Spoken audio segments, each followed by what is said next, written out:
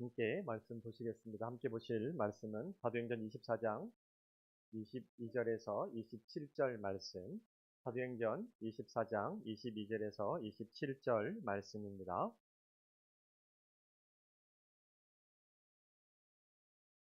사도행전 24장 22절에서 27절 말씀을 저희가 한 절씩 교독하도록 하겠습니다. 제가 먼저 22절 말씀을 읽겠습니다. 벨릭스가 이 도에 관한 것을 더 자세히 아는 고로 연기하여 이르되 천부장 루시아가 내려오거든 너희 일을 처결하리라 하고,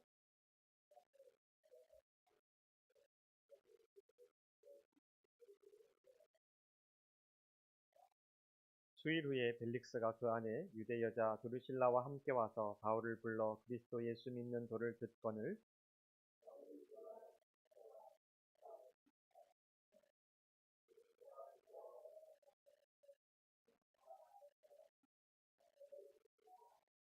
동시에 또 바울에게서 돈을 받을까 바라는 고로 더 자주 불러 같이 이야기하더라.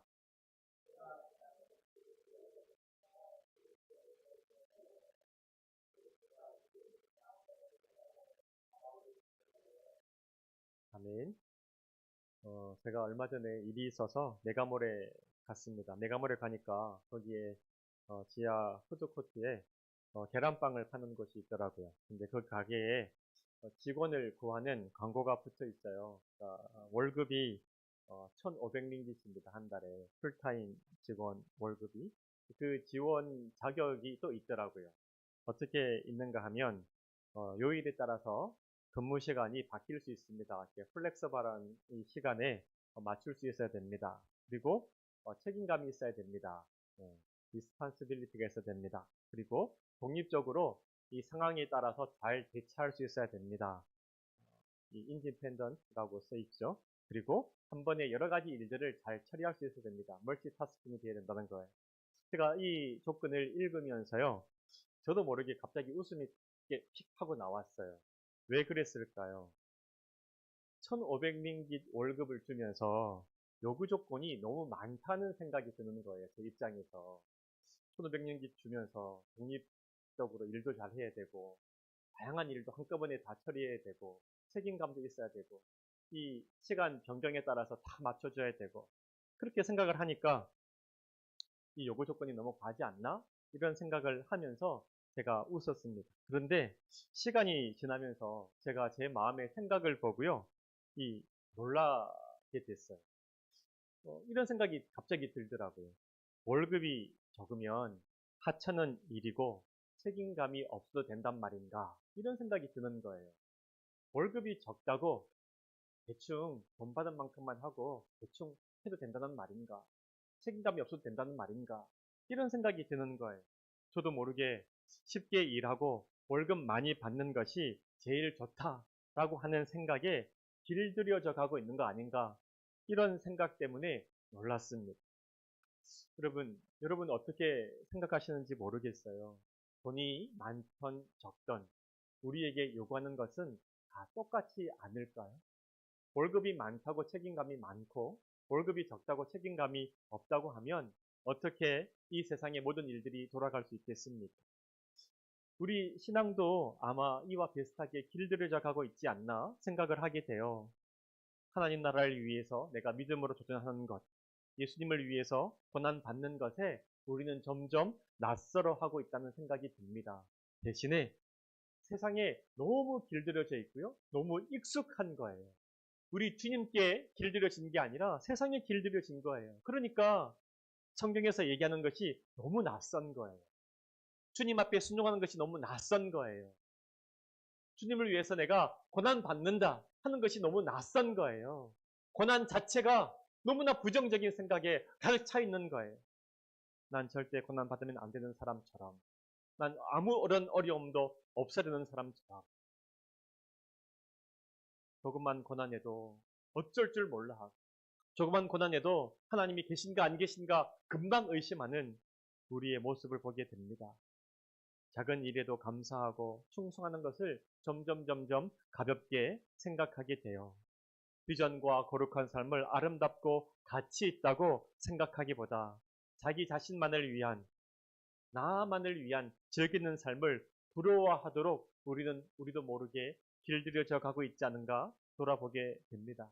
그래서 저한테 이런 질문을 하게 되더라고요. 나는 무엇에 길들여져 가고 있을까? 여러분들은 무엇에 길들여져 가고 있습니까? 뭐가 여러분들에게 흔합니까? 뭐가 여러분들에게 낯설고 좀 불편합니까? 어디에 여러분들은 길들여져 가고 있습니까? 여러분 말씀에 길들여져 가고 있습니까? 그래서 기도가 참 익숙해요. 말씀이 익숙해요. 이렇게 여러분 주님께 길들여져 가고 있습니까? 아니면 세상에 너무 길들여지고 익숙해서 말씀을 읽으면 너무 어색합니다. 기도를 하면 너무 어색합니다. 목사님이 찾아와서 집사님 같이 기도하실까요? 이러면 웃으시는 분들이 있어요. 어색한 거예요. 어색한 거예요. 목사인 제가 약간 민망스러워. 기도하면 안 되나? 물어봐요. 집사님 기도해도 될까요? 너무 어색하고요. 낯설고요. 신앙생활이 그냥 낯선 거예요. 근데 세상은 너무 익숙한 거예요. 너무 편한 거예요. 너무 좋은 거예요. 여러분, 누가 여러분들 길들이고 있습니까? 어디에 길들여져 가고 있습니까? 여러분들은 스스로 자유인이라고 생각하는데 아니에요. 누군가는, 무언가는 여러분들을 길들여 가고 있다는 거예요. 믿음의 도전을 할 줄 알고 거룩을 추구하고 불의와 싸우고 있는 것에 우리는 익숙할까요? 아니면 세상과 타협하고 쾌락에 길들여서는 것에 익숙할까요? 세상에서 초라하게 사는 것을 너무나 부끄러워하고 내 삶의 끝에 하나님 앞에 내가 서게 될 거라는 두려움이 점점 사라지고 있는 것 아닐까요? 과연 우리를 길들이고 있는 것은 무엇인가? 여러분 생각해 보셨습니까? 그럼 바울을 보면서 세상에 길들여지지 않는 한 사람을 보게 됩니다. 세상의 힘으로 살지 않고 믿음으로 사는 그 능력이 무엇인지 바울을 통해서 보게 된다는 겁니다. 22절과 24절 말씀입니다. 함께 볼까요? 22절과 24절 시작. 벨릭스가 이 도에 관한 것을 더 자세히 아는 거로 연기하여 이르되 천부장 루시아가 내려오거든 너희 일을 처결하리라 하고 백부장에게 명하여 바울을 지키되 자유를 주고 그의 친구들이 그를 돌보아 주는 것을 금하지 말라 하니라. 수일 후에 벨릭스가 그 안에 유대 여자 드루실라와 함께 와서 바울을 불러 그리스도 예수 믿는 도를 듣거늘. 아멘. 여러분 예루살렘에 와서 바울에게 참 많은 위기가 있었습니다. 그때마다 하나님께서 바울을 아주 기적적으로 구원해 주셨습니다. 예루살렘 성전에서 결례를 행하다가 유대인들이 바울을 보고 무조건 바울이 싫으니까 오해한 거예요. 성전에 이방인을 데리고 왔다. 그래서 바울을 끌고 돌로 쳐 죽이려고 합니다. 그때 하나님께서 기적적으로 천부장을 보내서 바울을 보호해 주셨습니다. 또 천부장을 통해서 보호를 하다가 이제 유대인들이 바울을 죽일 방도가 없으니까 이 암살단을 조직해서 바울을 죽이리라 라고 음모를 꾸밉니다. 그 비밀스러운 음모를 어떻게 알았을까? 기적적인 방법으로 그 음모를 알게 되었고 천부장 이 바울을 급히 이 총독 벨릭스에게로 피신을 시킵니다. 그 다음 끝이 아니에요. 가장 유능한 변호사를 사서 또 벨릭스에게 유대인들이 고소를 합니다. 그 고소에 이 바울이라고 하는 사람은 유대인들을 선동해서 로마에 반역을 하라고 꾸미는 사람입니다. 그리고 로마가 승인하지 않은 이단, 정말 이상한 이단 종교를 설파하는 사람입니다. 이는 죽여 마땅한 사람입니다. 고소를 합니다. 그런데 이 고소를 통해서도 바울은 하나님의 은혜를 입게 됩니다. 누구를 만나는가 하면 오늘 우리가 읽었던 총독 벨릭스를 만나게 돼요. 이 벨릭스가 이 선한 사람이 아니라요. 실제로는 굉장히 악한 사람입니다. 이 기록에 의하면 벨릭스처럼 악한 사람이 없다라고 할 정도로 굉장히 악합니다. 그는 노예 출신이에요. 근데 노예였다가 돈으로 자유를 사고요. 거기서 끝나는 것이 아니라 이 총독의 자리까지 오른 정말 대단한 사람입니다. 그런데요. 그가 총독의 자리까지 오르기 위해서, 노예에서 총독의 자리까지 오르기 위해서 어떤 삶을 살았을지 여러분 상상이 되십니까? 정상적인 삶으로 절대로 오를 수 없는 자리입니다. 그러므로 벨릭스를 생각하면 그가 성공을 위해서라면 무슨 일이든지 할 수 있는 사람이라는 거예요. 살인도 서슴지 않는 사람이었습니다. 자신이 원한다면 어떤 수단과 방법을 통해서도 반드시 얻고야마는 무서운 사람입니다. 뭐가 자기에게 이익이 되는지 누구보다 계산이 빠른 사람이라서 내게 이익이 되는 것은 취하고 그렇지 않은 것은 과감하게 버리는 사람이었습니다. 그런 벨릭스 앞에 바울이 재판을 받으려고 섰는 거예요. 그런데 여러분 한번 생각해 보세요. 벨릭스가 그런 사람인데 바울은 돈도 없지요. 지지하는 그룹도 없지요. 그런 바울의 편을 드는 것보다 유대인 그룹 전체의 유대인 그룹의 편을 드는 것이 그에게 유리하다는 것을 벨릭스가 몰랐을 리 없습니다. 근데 무슨 일이 일어나고 있는지 한번 보세요. 벨릭스가요, 일방적으로 유대인의 편을 드는 게 아니라 바울의 편을 아주 교묘하게 들고 있다는 거예요. 이상하게 판결을 바로 내리지 않습니다. 그래, 유대인들의 말이 맞아. 넌 사형. 이렇게 바울을 내어주지 않습니다. 계속해서 판결을 보류합니다. 잘 알아들었다. 양쪽의 얘기를 들었으니까 다음 이 기회가 있을 때까지 판결 보류. 판결 보류. 이상하지요. 왜 판결을 내리지 않을까요? 은근히 바울의 편을 들고 있다는 생각이 들까요? 이 악한 벨릭스가요. 그 이유를 우리는 오늘 읽은 성경에서 살 수가 있습니다. 벨릭스의 아내가 두루실라라는 사람입니다. 성경에서는 뭐라고 얘기하는가 하면 유대인이라고 이 설명을 합니다. 그러니까 두루실라가 유대인이었기 때문에 유대인들과 이 기독교인 사이의 갈등을 잘 알고 있었을 거예요. 그래서 남편 벨릭스에게 왜 갈등이 있는지, 무슨 문제가 있는지 아마 충분히 설명을 했을 겁니다. 그러니까 벨릭스가요, 누구보다 이 바울의 사건을 잘 알고 있습니다. 그리고 바울이 실제로는 죄가 없는 것도 벨릭스는 너무나 잘 알고 있었는 거예요. 그렇다고 바울을 풀어주어서 유대인의 반감을 사는 것도 벨릭스는 원하지 않습니다. 바울이 무죄지만 그렇다고 바울을 석방하지도 않습니다. 그렇다고 유대인의 편을 들어서 바울에게 사형을 언도하지도 않습니다. 벨릭스는요, 이 바울의 사건을 딱 붙잡고 자기가 유리한 쪽으로 이용하기 위해서 판결을 내리지 않고 시간을 벌고 있는 거예요. 유대인과 다음 협상을 위해서. 혹 자기에게 조금 더 유리한 것을 이 유대인들을 통해서 얻고 싶어서, 혹은 바울을 통해서 자기가 이 정치적인 입지를 어떻게 이용해 볼까 하고 시간을 계속 끌고 있는 거예요. 근데 어쨌든 이런 벨릭스의 이 자기 이익을 극단적으로 추구하는 벨릭스의 이 마음 때문에 바울에게는 참 감사한 상황이 벌어지고 있다는 거예요. 유대인들에게 넘겨줄 마음이 없다는 거예요, 바울은. 그리고 벨릭스가 조금씩 바울의 편을 들고 있는 것이 보인다는 거예요. 바울의 입장에서는 이제 조금만 참으면 재판에서 이길 것 같습니다. 자유의 몸이 될 것 같습니다.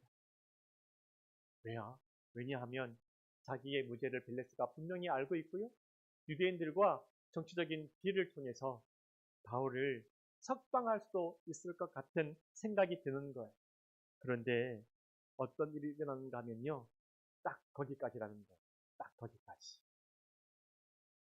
바울을 넘기지 않는다. 그리고 바울의 무죄를 안다. 딱 거기까지라는 거예요. 여기서 조금만 더 가면 무죄를 받을 수 있을 것 같은데 그 이상 진전이 되지 않는다는 겁니다. 바울은 판결이 나기 전까지 로마 군인들에 의해서 보호를 받고 있습니다. 안전합니다. 그리고 벨릭스가 친구를 허용해서 누구든지 바울을 잘 섬길 수 있도록 허락을 해줬습니다. 그런 자유도 있습니다. 그런데 딱 거기까지라는 거예요.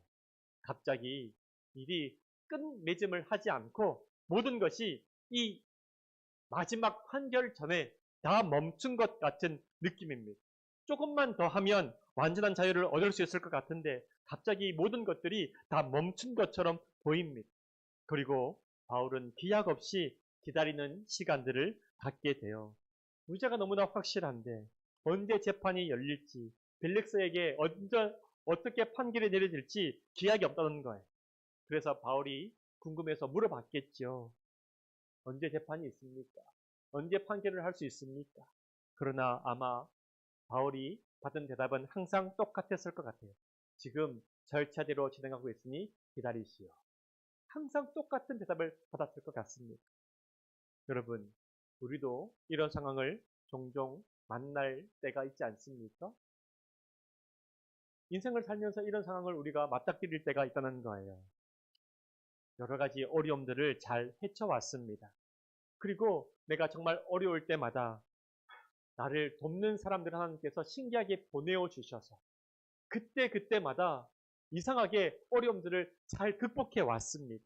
그래서 한 계단 한 계단 내가 잘 올라왔다고 생각했습니다. 그런데요, 어느 순간 모든 것이 더디고 더 이상 진전이 없는 것처럼 느껴질 때가 있지 않습니까? 지금까지 하나님의 도우심으로 잘 되고 있다고 감사하고 왔는데 마지막 가장 중요한 순간, 그 한순간을 남겨놓고 갑자기 다 멈춰버린 듯한 느낌을 받은 때가 여러분 있지 않습니까? 저는 그런 경우들이 많이 있는 것 같아요. 과정을 보면요, 너무 감사해요. 과정을 보면요, 어려울 때마다 하나님께서 은혜를 베푸셔서 여기까지 왔어요. 근데 이제 한 걸음만 더 가면 내가 바라는 그 목표 지점이에요. 내가 바라는 그 일이 이제 곧 이루어질 것 같아요. 그런데 갑자기 멈춰버린 듯한 느낌을 받는 거예요. 언제 이 일이 해결될지, 어떻게 될지 잘 모르겠는 거예요. 기도하면 계속 기다리라 하는 것 외에는 답이 없는 거예요. 우리가 인생을 살면서 이런 느낌들을 참 많이 받습니다. 그럴 때 너무 혼란스럽지. 혹시 하나님의 뜻이 아니라 내 고집으로 끝까지 여기까지 왔나? 이런 생각도 들게 됩니다. 지금까지 나를 도우신 하나님에 대한 확신이 사라지게 될 때가 있다는 거예요. 그럴 때요, 너무 괴롭습니다. 너무 힘듭니다. 지금까지 하나님께서 베푸신 은혜보다 지금 마지막 이 단계에서 기다리라고 하시는 그 하나님에 대해서 더 신뢰가 안 됩니다. 더 괴롭습니다. 내 믿음이 흔들리는 것도 힘든데 여기가 이제 문제라는 거예요. 여기에서부터 세상이 우리를 길들이기 시작한다는 거예요. 지금까지 온 것 참 감사한데 마지막 순간에 멈췄어요. 그래서 내 믿음이 흔들려요. 이것도 힘든데 이제부터 세상이 본격적으로 우리를 길들이기 시작한다는 거예요. 어떻게 길들입니까? 25절과 26절 말씀 함께 보겠습니다. 25절과 26절입니다. 시작. 바울이 의와 절제와 장차는 심판을 강론하니 벨릭스가 두려워하여 대답하되 지금은 가라. 내가 틈이 있으면 너를 부리리라 하고 동시에 또 바울에게서 돈을 받을까 바라는 거로 더 자주 불러 같이 이야기하더라. 아멘. 여러분, 벨릭스를 한번 보세요. 바울을 불러서 이야기를 합니다.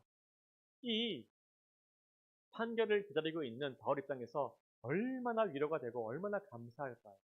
자기를 개인적으로 불러서 이야기를 하고 있잖아요. 심지어 바울의 말을 잘 경청해 줍니다. 마음의 감동도 받아요. 바울의 눈에 보이지 않을까요? 벨릭스가 감동을 받고 있구나. 심지어 찔림도 받습니다. 그러나 거기까지라는 거예요.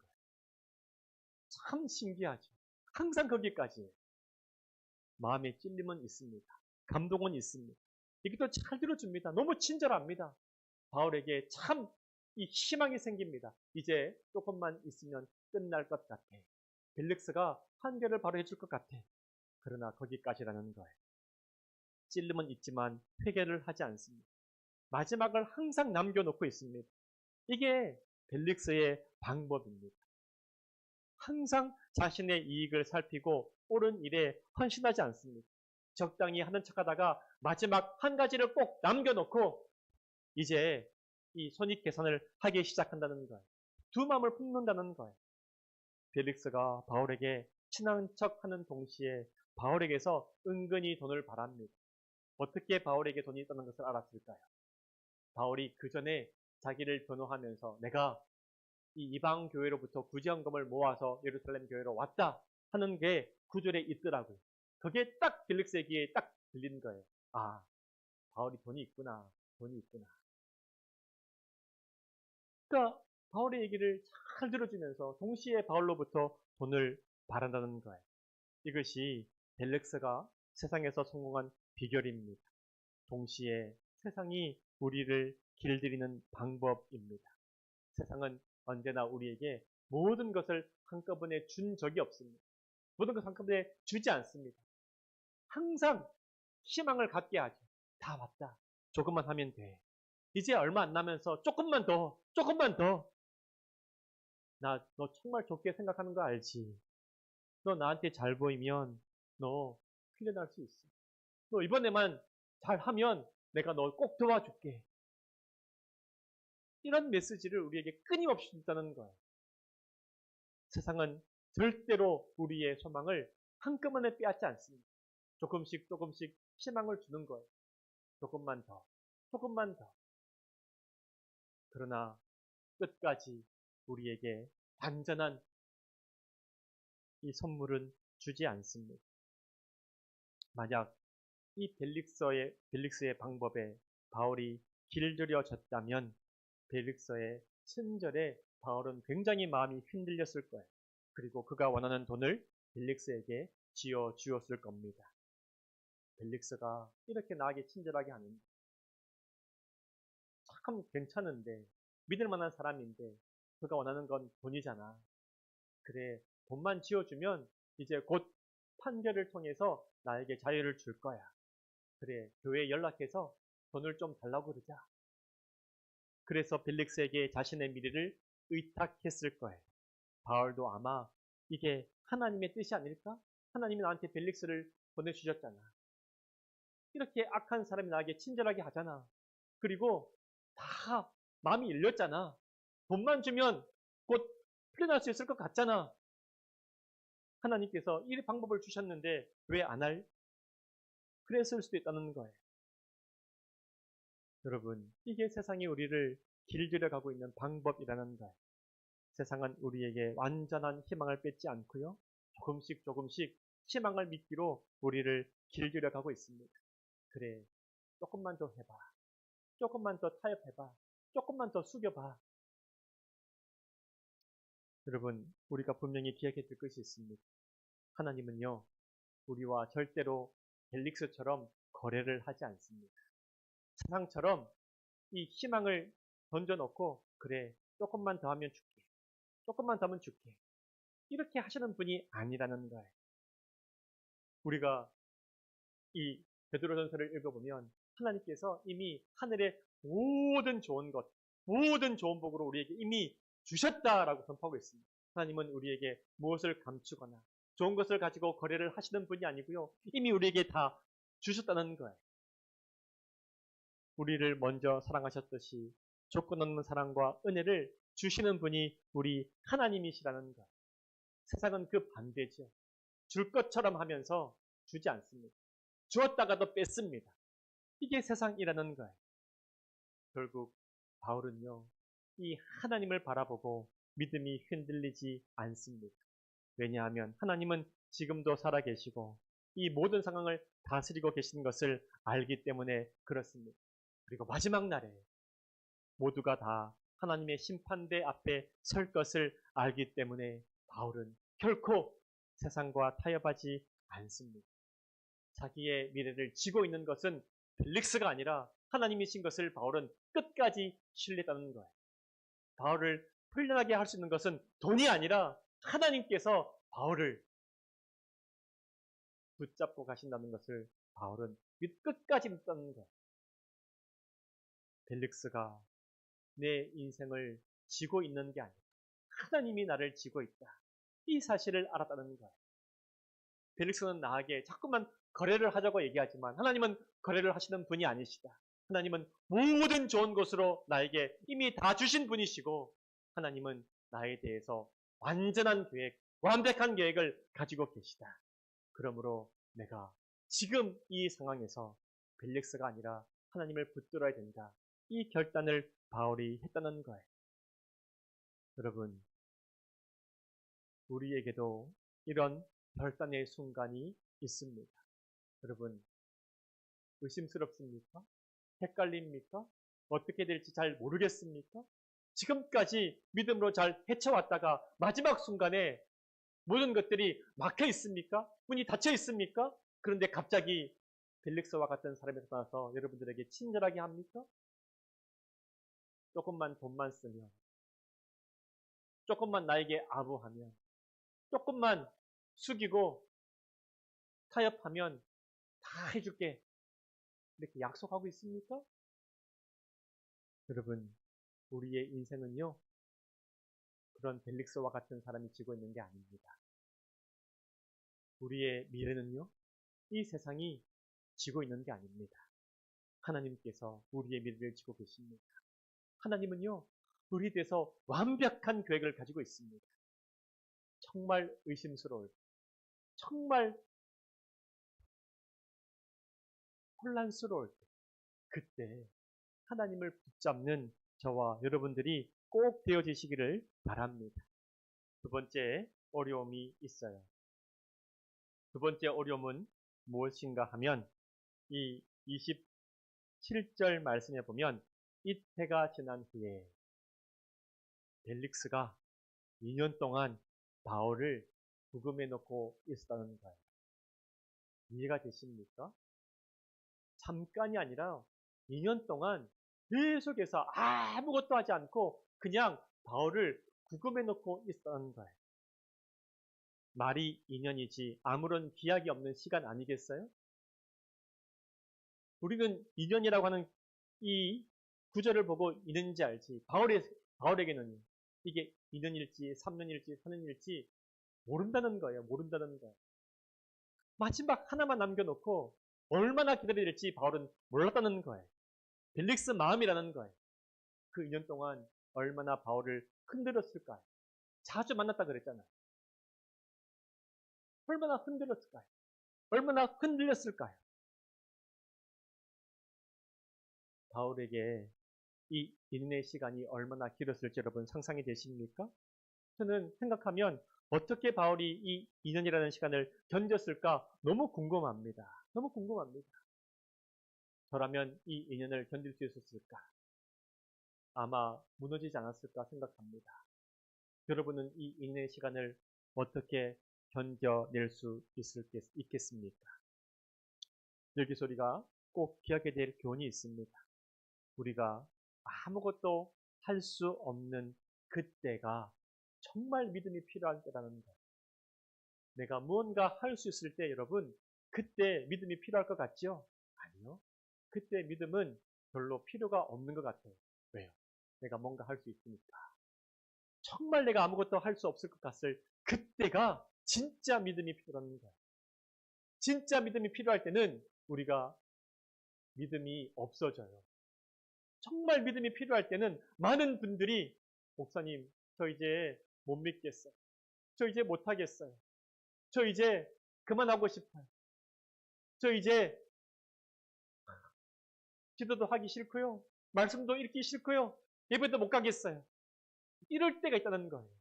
그런데 정말 여러분 힘이 있을 때 그때 우리가 입에 달고 사는 게 뭐예요? 믿음으로, 믿음으로, 믿음으로. 항상 입에 달고 살죠.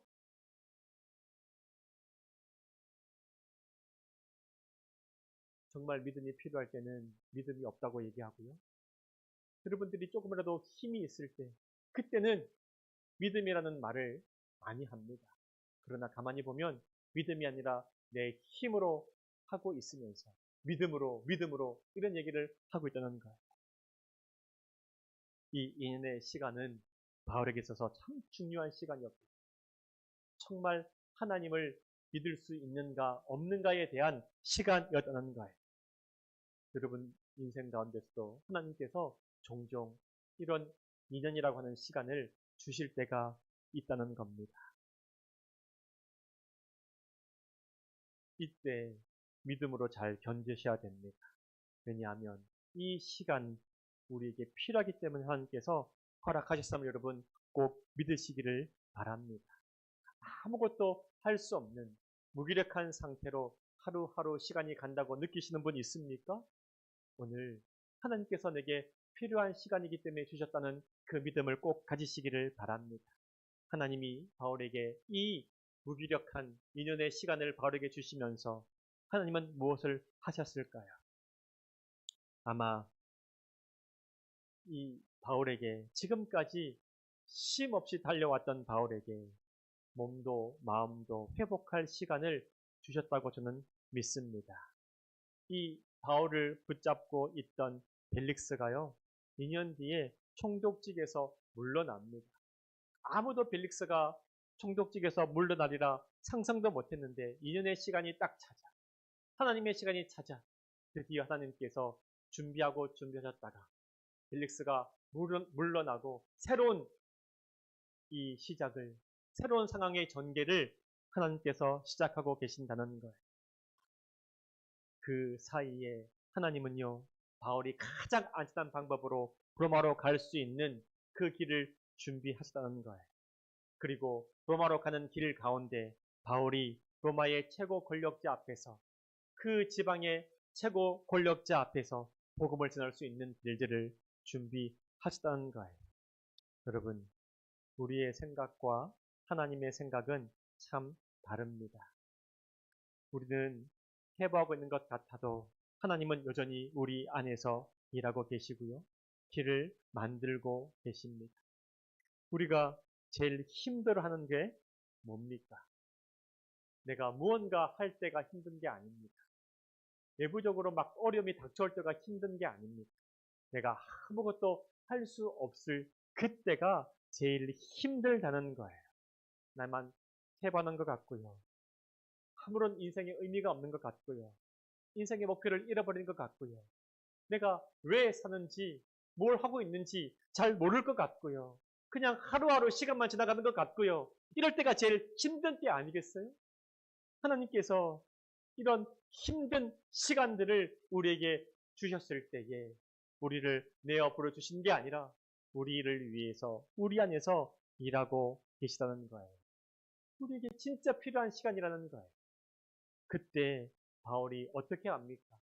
무너지지 않고요, 끝까지 주님 의지하면서 뭐라고 얘기한다고요? 의유와 절제와 장차 다가올 심판에 대해서 바울이 선포하고 있다고요. 여러분, 흔들리지 마시기를 바랍니다. 세상이 원하는 대로 우리를 그냥 버려주지 마시기를 바랍니다. 지금도 역사하시는 하나님을 바라보시기를 바랍니다. 내가 아무것도 할 수 없다고 생각될 때, 너무 무기력하고 내 인생의 방향을 잃어버렸다고 생각될 때, 하나님께서 침묵하고 계신다고 생각될 때, 다른 사람들은 다 무언가 이 일을 하고 있고 성취하고 있고 앞으로 나가고 있고 전진하고 있고 발전하고 있는데 나만 제자리에 멈춰서 있고 태보고 있는 것 같고 아무것도 아닌 것 같다고 느껴질 그때에 여러분, 하나님을 꼭 바라보시기를 바랍니다. 이 시간 동안 하나님께서 나를 만들어 가실 거예요. 나를 위해서 길을 준비하실 거예요. 그러므로 우리가 해야 될 일은 뭡니까? 믿음에 굳게 서서 하나님을 의지하면서 의에 대해서, 절제에 대해서, 장차올 심판에 대해서 선포하면서 주님 바라보고 기다리면 주님께서 그 시간이 끝날 때 우리의 인생의 새로운 스테이지를 열어주실 줄 믿기를 바랍니다. 하나님께서 오늘도 여러분과 함께 일하십니다. 기도하겠습니다. 주님, 우리가 믿음이 약해서 하나님을 신뢰하지 못할 때가 많습니다. 하나님께서 나와 함께 하셨고 나를 인도하셨음을 우리는 압니다. 그러나 한 번이라도 내가 원하는 대로 되지 않으면 하나님을 의심할 때가 많습니다. 하나님보다 오히려 벨릭스와 같은 힘을 가진 사람에게 내 미래와 내 삶을 의탁하고 싶은 유혹도 있습니다. 그들의 마음에 들기 위해서 노력하고 길들여져 가고 있는 우리를 불쌍히 여겨 주옵소서. 주님, 끝까지 믿음 위에 굳게 서게 하여 주옵소서. 그래서 의와 절제와 장차올 심판을 선포하는 인생 되게 하여 주옵소서. 아무것도 할 수 없는 답답한 시간 가운데서도 여전히 살아서 역사하시고 내 길을 준비하시며 하나님의 선하신 뜻을 이루어 가실 우리 주님만 바라보는 믿음 허락하여 주옵소서. 예수님의 이름으로 기도합니다. 아멘. 찬송가 325장